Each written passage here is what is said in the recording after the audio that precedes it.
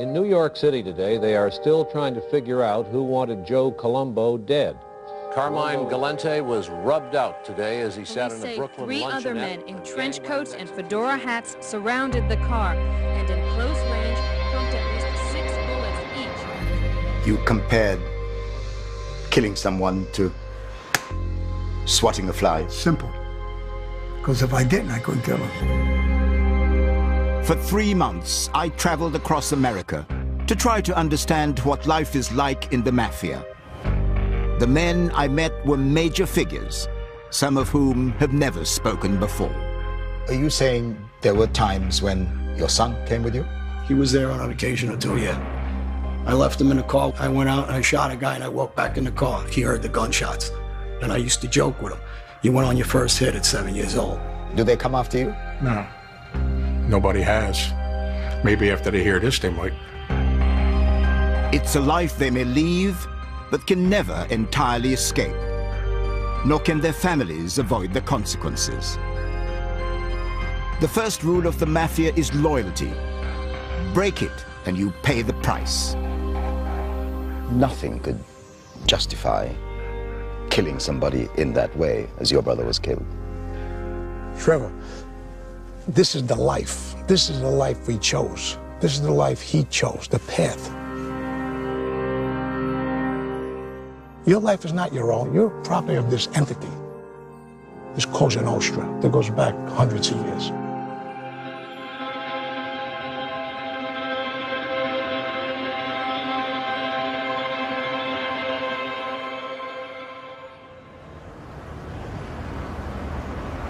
My introduction to the mobster life was unusual. This is Queens in New York, and it turns out to be a typical Mafia neighborhood. The man taking me around grew up here and became a killer. His job was to do the Mafia's dirty work on the streets. Meet John Elite. He's still known in these parts as the sheriff. How dangerous an area was this, John? Well, back growing up, this area is called Woodhaven. That's the name of the section. We nicknamed it Death Haven. Death Haven? Yeah, there was constant murders here, constant rivalries between different guys in the street, different mob families. So we would kill almost at will as somebody given a beating.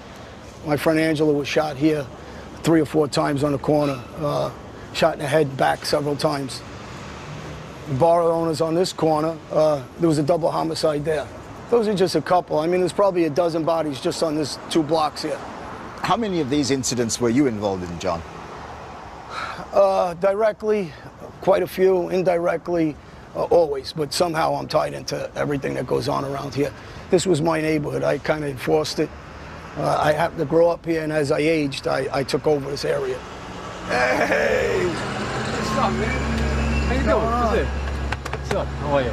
Hi, I'm Trevor. Trevor. McDonald. Tim, Tim nice Jones. How are you? You friends with John? Yeah, I've known him a long time, since 6 years old. May I ask, what do you do for a living these days? I'm an attorney, so I've seen in and out of his various housing arrangements, you know. Housing arrangements? Yeah, you know, sometimes Still friends? Oh yeah, we've known a long time, sure.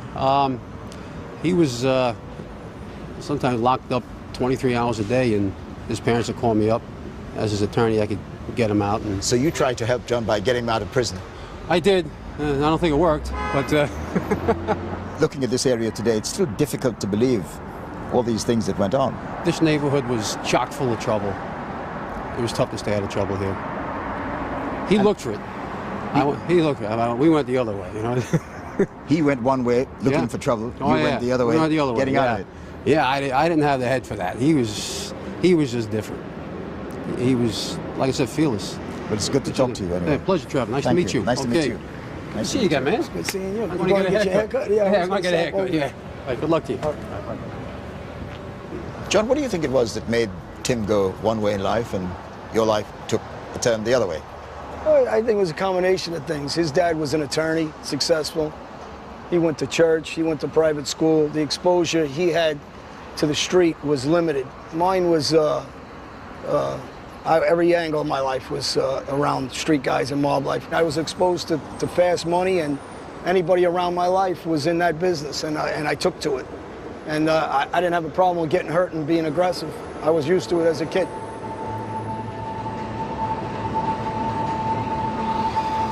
The Mafia was built on fear and intimidation. For a man like John, rising up through the ranks would depend on his willingness to carry out orders, however brutal.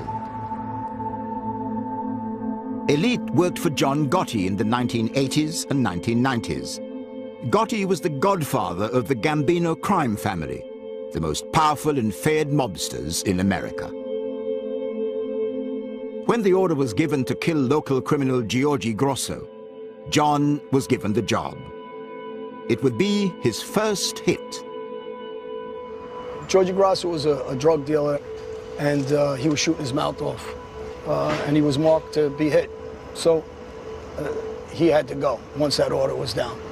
And I set him up to be killed, and I lured him in the car with the rest of the guys, and I drove up near Shea Stadium, which is now Citi Field, and shot him in the head 2 times. So you put a gun to the back of his head and shot him?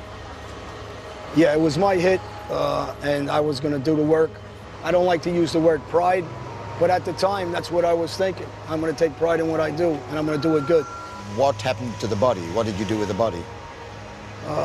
Just picked it up. I told the guys, move it, and throw it on the side of the road like garbage. We wanted the public, and more so street guys and his brother-in-law, to understand. You do something you're not told, and you disobey our laws and our rules. There is no negotiating. You're going to be killed, and we want everybody to know as an example that you're going to get killed. And we also want them to know who's killing them. That's how the Godfathers maintain their control. They rely on men like John Elite to kill on command. But in recent times, the story of the Mafia is one of loyalty turning into betrayal. To avoid long prison sentences, gangsters testify against their bosses. John Gotti, said to be the new godfather. Well, now his most trusted lieutenant has agreed to... What an error it would be. Not since Al Capone has anybody stirred up the public appetite for a larger-than-life lawbreaker. The reputed boss of the nation's largest mafia family was arrested tonight in a move by the FBI to crush the Gambino crime family. Throughout the 1980s, John Elite's boss, John Gotti, had appeared invincible. But when one of his most loyal lieutenants broke the Mafia's code of silence, Gotti's empire fell apart. Nothing had stuck to the Teflon Don until today. The Teflon is gone, the Don is covered with Velcro, and every charge in the indictment stuck. Informers have been the FBI's most valuable weapon in the battle against the mob. I was about to meet the man in this picture. Single-handedly, he has inflicted more damage on the Mafia than anyone else in recent times. A former high-ranking member of the Gambino crime family, his name is Michael DiLeonardo, also known as Mikey Scars. After months of persuasion, Mikey Scars agreed to meet us in Miami. Scars lives in permanent fear of attack and has until recently been in the government's witness protection program. He never told us where he lives. All he would say was that he was flying in from out of state and would meet us in this hotel.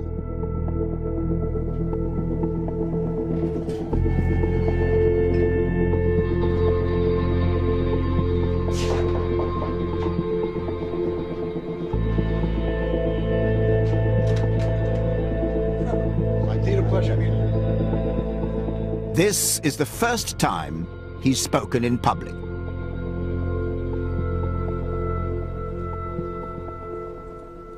How safe do you feel in your daily life now? It's an ongoing process. You never really feel safe. You take each day as it comes along, and you don't dwell on your situation, your past, or you're in danger zones that you could be in and would be in. What's your worst fear? What will they do to you? That would be death.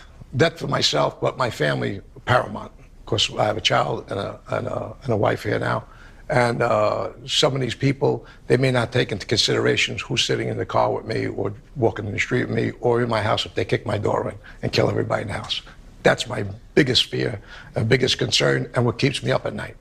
Is it difficult to live with? Oh, I don't sleep. I sleep an hour, 2 hours, 3, 4 hours tops. But I'm up every night for the last 12 years. I don't get a good night's sleep ever. My conscience bothers me. What does your conscience bother you about?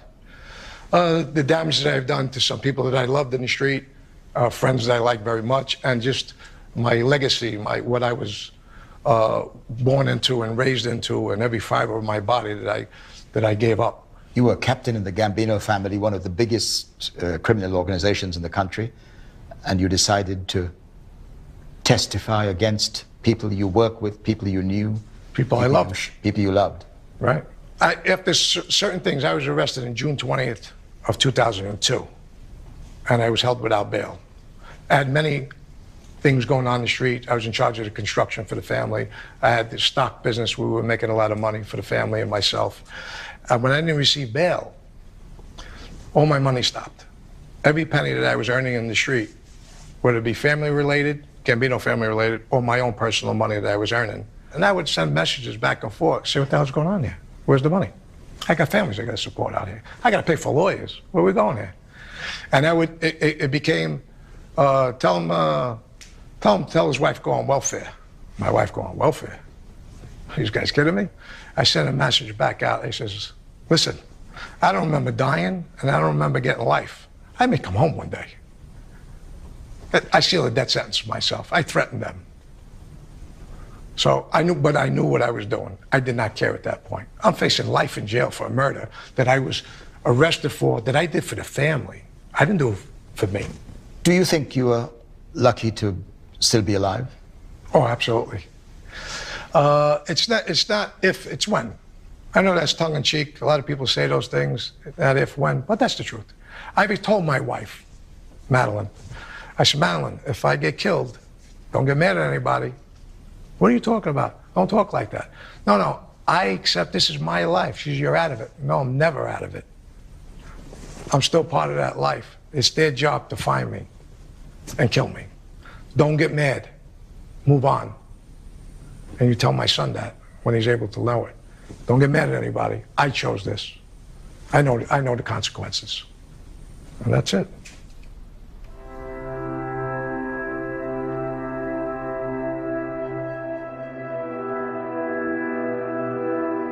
These are pictures of Mikey Scar's forebears. His family have been part of the Mafia since its creation in Sicily. When we next meet in New York, I discover how betraying his past puts his life in jeopardy to this day. Right there. I can't look that way. I'll look right at me. See him standing there? Right here. 2 guys from the Casey family.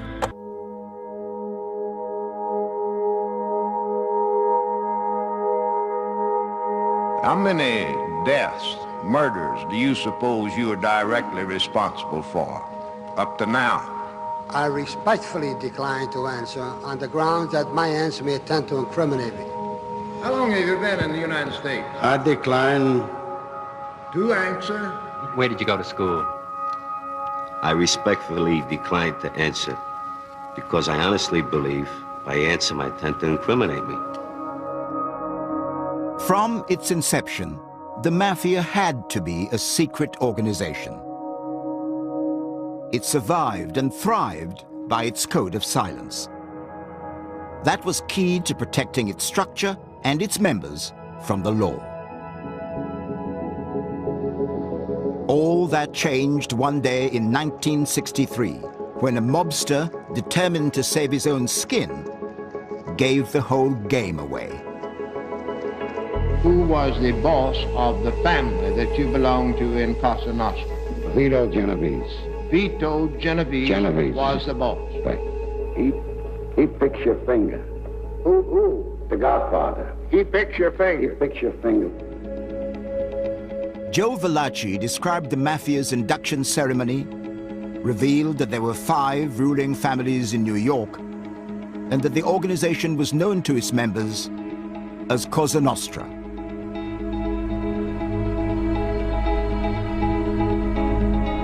More recently, the damage done to the Mafia by Mikey Scars is almost as great. On his evidence alone, 80 of them were sent to prison. His deal with the FBI saved him from a life behind bars, but he knows the mob will never forgive him. How often do you come back to New York these days? Not very often. I try to avoid it as much as possible. And why is that? It'd be like thumbing my, putting a stick in the eye of the people that I've hurt and that are out to, you know, kill me. They're responsible to kill me if they could catch me in the right spot at the right time. Do they never forget? Cosa Nostra is one long memory. They don't forget. Cosa Nostra does not forget. We were venturing into a part of the city Mikey Scars knew well. He wanted to introduce me to an area which holds many memories for him. What I didn't anticipate was that we were about to have a close encounter with some of his friends from the mob. We're in the heart of Little Italy now. Is this safe here now? Well, this is a high-risk area. Even though the social clubs and the presence is not like it was years ago, decades ago, there's still a strong presence. You could run into somebody, or I could run into somebody in this area.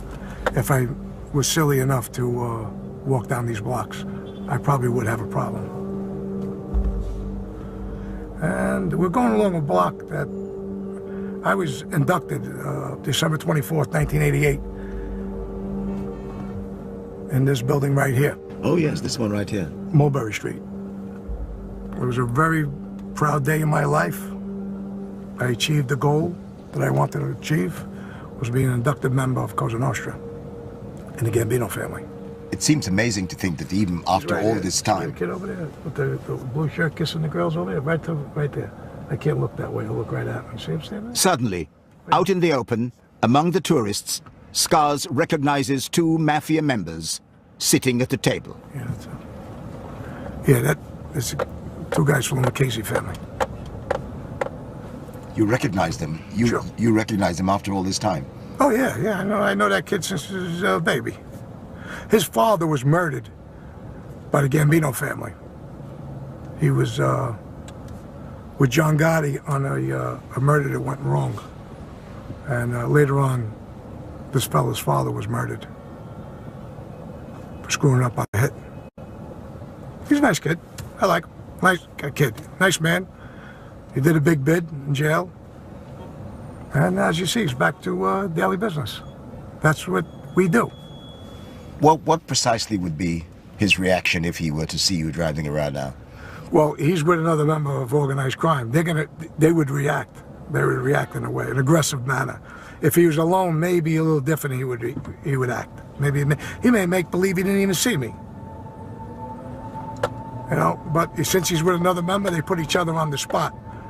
That why didn't you do anything? How are you gonna go back and say, we seen Mikey Scars driving around Mulberry Street, and what'd you guys do? Nothing. They would tarnish their reputation a little bit. They didn't try anything.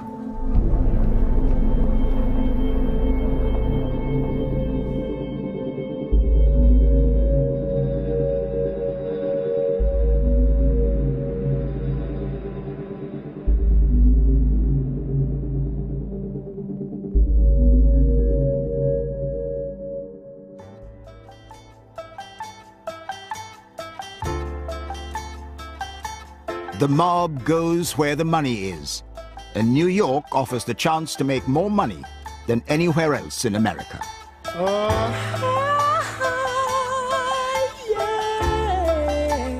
From garbage, gambling, and the garment industry, to food, finance, and the construction business, the Mafia turns street thugs into millionaires. They say the Gambino family has 400 initiated men, 4,000 associates, and an estimated worth of $500 million. Federal agents began a roundup of some of the alleged mafia bosses and muscle men, said to be behind the mob's theft of hundreds of millions of dollars in gasoline. I had access to so much cash on a regular basis that you lose perspective of what money is and cash is. It's like you're almost printing it. John Elite amassed considerable wealth from his life as an enforcer before the FBI caught up with him. He was once the owner of 10 homes, including this estate, where he lived with his family for 20 years. It's more than an hour's drive from New York, but the brutality of those streets was never far away. This must have been an amazing estate for you to own at such an early age in your 20s. Yeah, I felt like I was successful, and we loved it. I mean, this is like a big playground for my family. I mean, this was incredible for me. Yeah, I felt I was elated beyond elated, I would say, really. I really enjoyed it here. My kids enjoyed it. My whole family enjoyed it. It was great. It must have been tough to give up all this when you had to say goodbye to it all. Yeah, I was really sad. I mean, when I knew I was going to lose this and it was going to be over, I was more sad for my kids and family than I was for myself, but, you know, because I had the guilt of taking this away from everybody after giving it to everybody. And, you know, obviously my happiness would be my kids being happy here. Did you think that life would go on forever? Yeah, I always thought I'd be in a state like this. I never thought things would change. If anything, I thought things would get a lot better. Yeah. And when you come back now, what are your reflections on seeing this and remembering what went on in the past? You know, it's some sadness because, you know, I look at that door and I'm waiting for my grandmother to come out of that house again. She would walk out of there with a big smile on her face, and, you know, I was very close to her. So, you know, those memories, they're embedded in my mind, and they were great, you know, happy times. Elite's rise in the Mafia was spectacular. His business assets included nightclubs in Florida, New York, and New Jersey, and he was, for a time, a major drug dealer with connections around the world. And this is the living room area? Yeah, this is the living room facing. And what's this room? This is where I kept all the guns. In this back corner, if you go straight back to the left, I had everything hidden back there. When you say all the guns, how many are we talking about? Usually at a time about 8 machine guns, 2 semi-automatics, 9mm, a couple of handguns, 41, revolver, 38s, and then I would have some smaller handguns inside, usually Derringers. That's a huge stack of ammunition, yeah. Yeah, I had all kinds of ammunition here and weapons. And this is? My main bedroom. At the time, was a sunken jacuzzi tub here, and this was the main bedroom, and it would overlook the lake. You had quite a stack of weapons in this house, John. Did you ever have to use them? I used them on 2 occasions. What were those? One was a construction worker that I was mad at, that I thought he wronged me with some money. I ended up going to prison for that. And another was... What, did you shoot him? You shot him? Pistol whipped him with it, beat him up, stripped him down, threw him in the lake. And so you took all his clothes off, you mean? Yeah. I ripped his clothes off, broke his eye socket, knocked some teeth out, broke his hand, I believe. And then on a second occasion, I used it when my wife gave me a phone call at the time, my ex-wife, that several guys were waiting up on the top of the road for me. And I shot home and shot it out with them up on the top of the road. And I believe severely wounded 3 of them. So there was a big shootout? Yeah. On this property? Yeah. And were you the only shooter on your side? On my side, I was the only shooter. Did you have any evidence that the others, that your attackers were wounded? Well, for sure I had one down and I killed him. I shot him, I had him on the floor, and I finished him.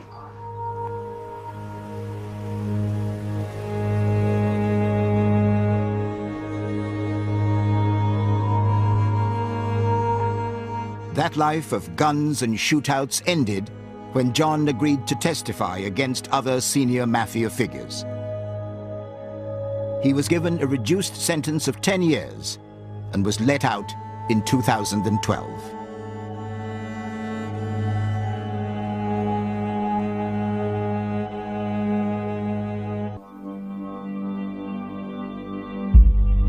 By Sicilian tradition, the Mafia was structured along family lines. Sons followed their fathers into the life.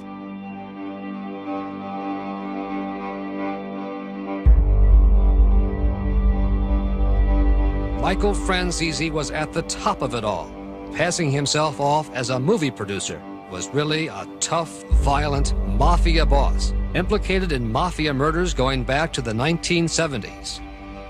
I was about to meet one of the most successful mobsters of all time. He was born into a powerful mafia family and into a life he's found difficult to leave behind.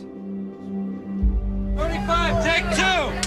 On location in Miami with the movie Cry of the City, Michael Franzese posed as a Hollywood movie producer to launder huge amounts of stolen money.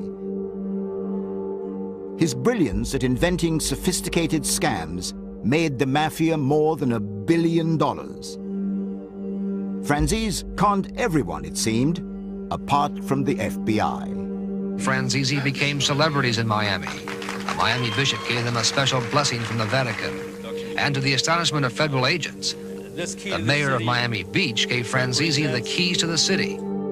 Then, during this television interview, he was asked a question he hadn't expected. It brought his criminal life to an end. The FBI says you're a member of the Colombo Mafia family. Like I said, the FBI can allege and say whatever they like. They've been doing it for many, many years.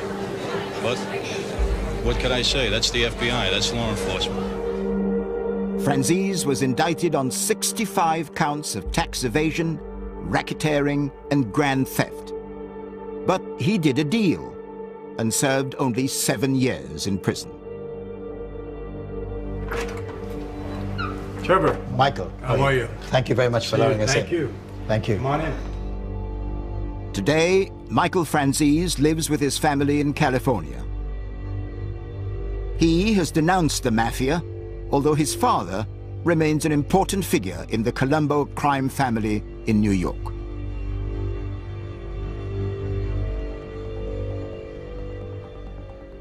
Michael, by your own admission, you were one of the most successful members in the Cosa Nostra. Is it possible to find fulfillment in the straight life? You know, for me, it was extremely difficult because I always tell people, you know, when you have a change or a transformation in life, you don't get a lobotomy. You know, deep inside, I still am who I am and who I was. And so at times I still struggle with it. I honestly do. And for years I struggled with it, especially making the break, because I did feel for the longest time that I was betraying my former life, betraying my oath, betraying my dad. And at times I still have those feelings, strangely enough, I don't know why. But so it was a difficult transformation. And sometimes it's even difficult to maintain this new persona who I am now. But that suggests that mentally, psychologically, you can't leave it behind. In many ways, I think you're right. I mean, mentally, it's still a part of me, and psychologically it is. And my dad is still alive, so he's still very much a part of my thoughts. So it's, I believe you're right in that respect. It's still so much a part of who I am. Is it ever possible to be a member of the mob and have a happy family life? I don't believe so. People have got to understand, the mob is not a business. It's a way of life. It's a whole subculture from everything else that exists. It affects our families, our friends, people we do business with. It's part of who we are. And I have never seen any family of any member of that life that hasn't gone through tremendous challenges and struggles as a result of that family, of that person's membership in that life. It's just not normal. It's not normal having law enforcement scrutiny around you all the time. It's not normal having, pressure from guys on the street around you all the time. And remember, those are the same people you bring into your home. you know, we're pretty clannish in that regard. You know, we hang out with our own members. So you're around those people all the time. The women speak to the wives of those people all the time. They share all the difficulties and the challenges. So I've never seen a normal family life from any member of that life, including my own, my father, mother, brothers and sisters. We lived anything but a normal life. As much as my parents tried, it was impossible. So being part of the mob and having a happy family life is simply not on? No, they're not conducive to one another. You know, I would tell mob guys, if I stay single, you know, don't bring this into your home. Don't create a home with the mob life, you know, around it. It's not good. So it's just not conducive to good family life. Come to Auntie.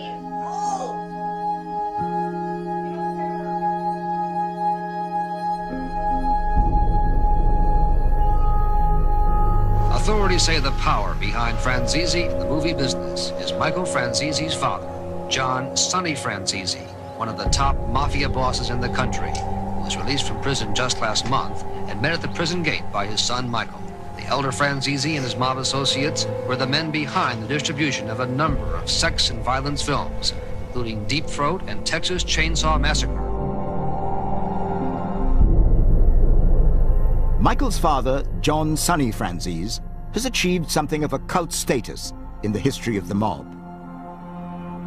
He'd been sent down for 50 years for bank robbery.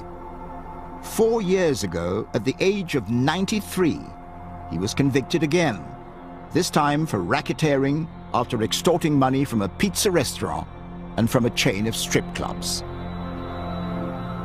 Sonny Franzese is the oldest federal prisoner in the United States and must surely be the oldest living member of the Mafia.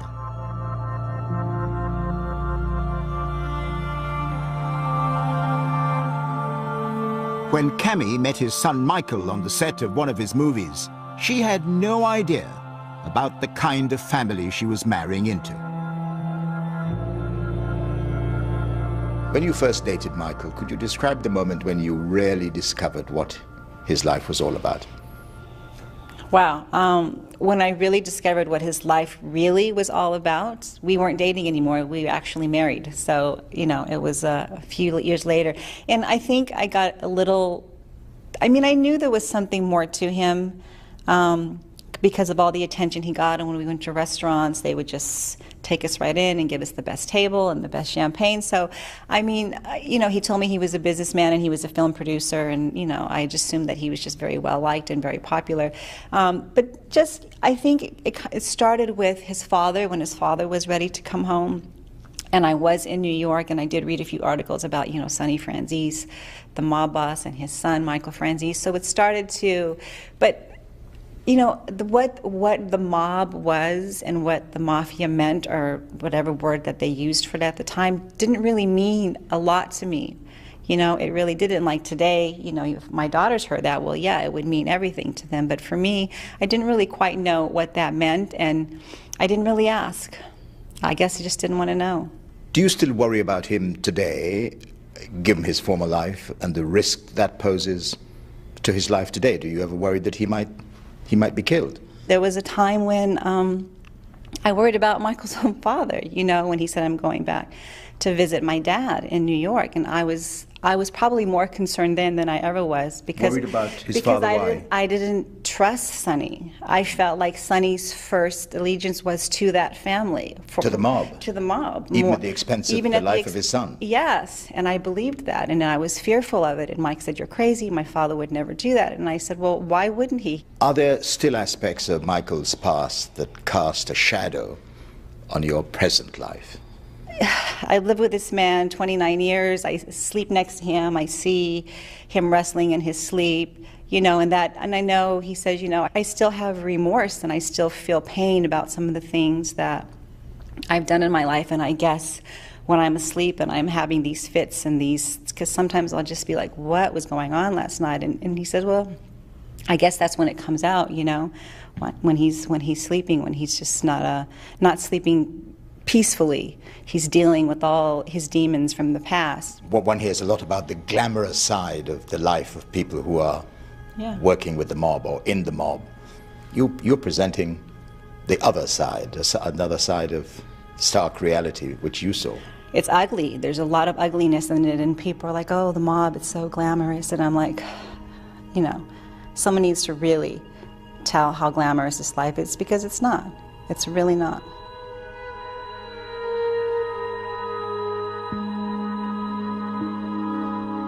Could it be that the Mafia is capable of wielding such influence that a father might abandon his son to their revenge?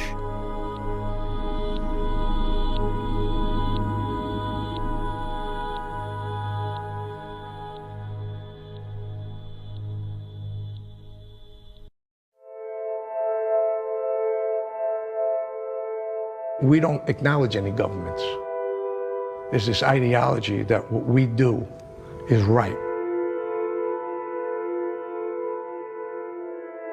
People got to understand, the mob is not a business. It's a way of life. It's part of who we are. I think everybody in the world would love to be treated like a god. Well, I was treated like a god.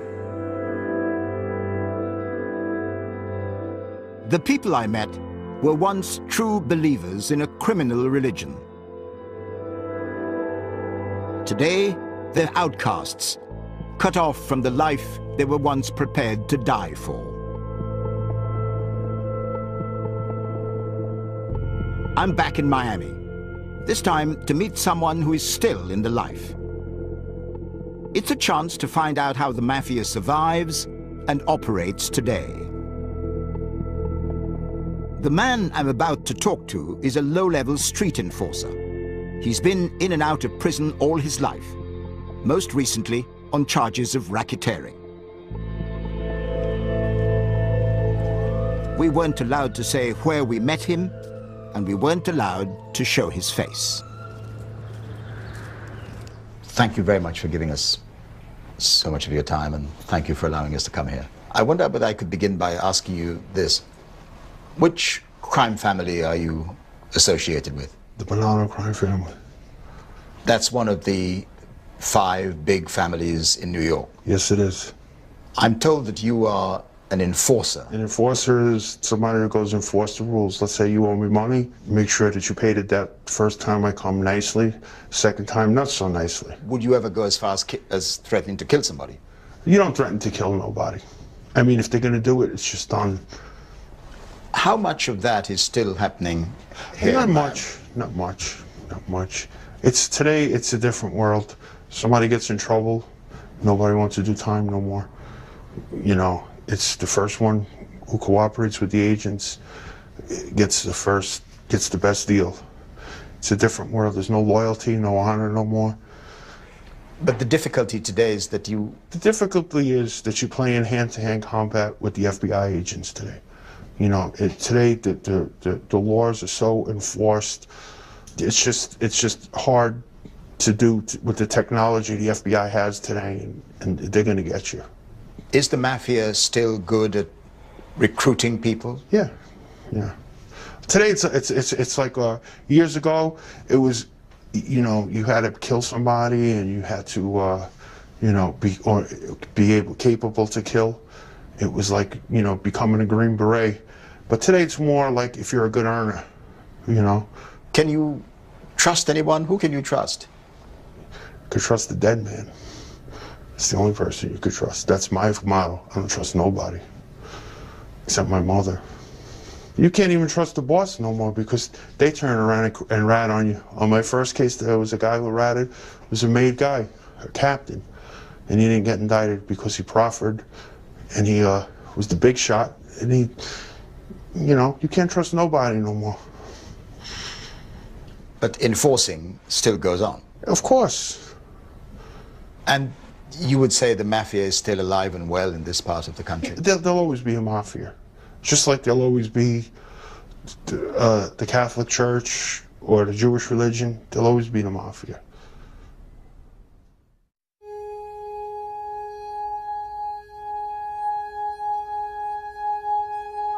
For more than 100 years, the Mafia has been by far the preeminent crime organization in the United States. Even though its ranks have been thinned out, its success has been built on a military-like structure and on devout loyalty. Nothing would more demonstrate this commitment than my final encounter with Mikey Scars.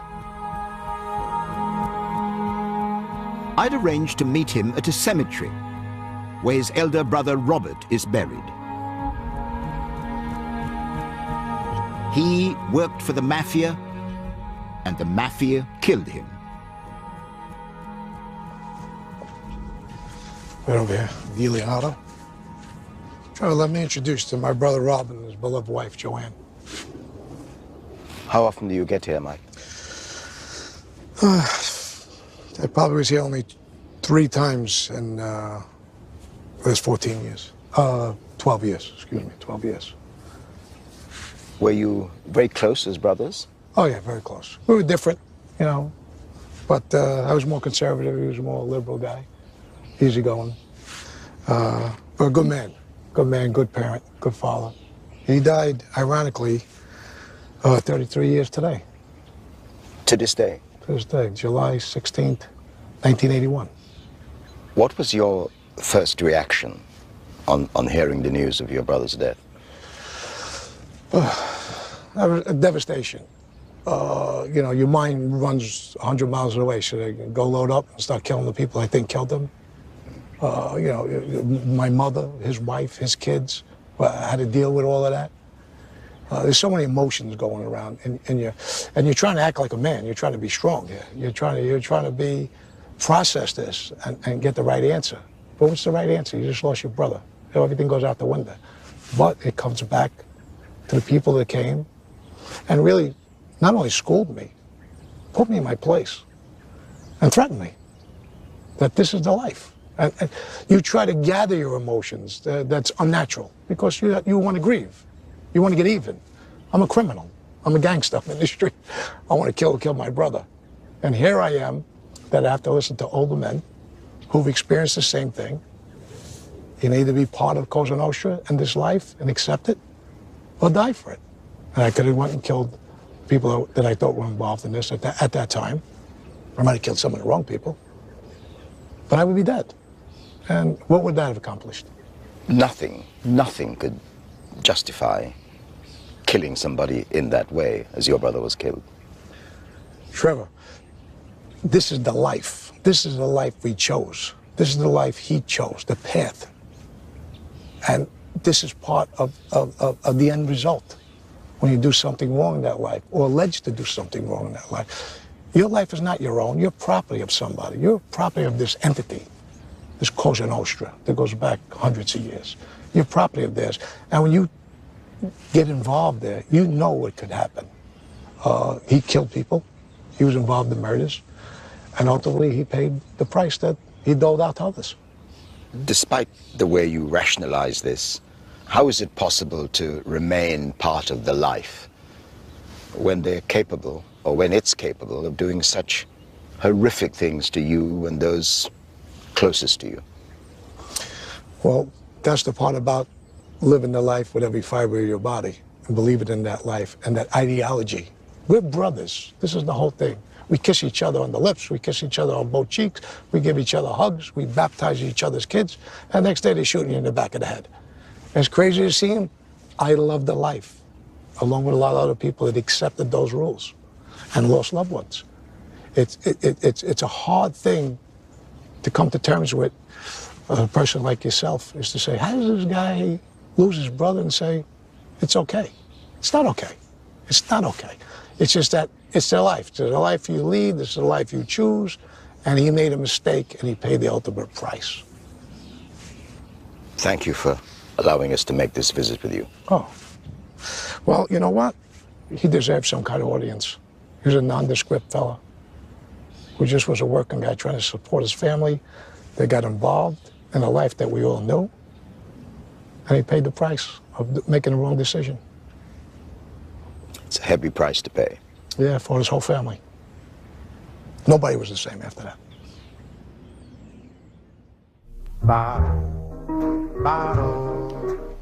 Next time What did you think about the setup in the Mafia? I mean, they had codes, you know, loyalty, silence. It's bullshit. The only code is make what you can get.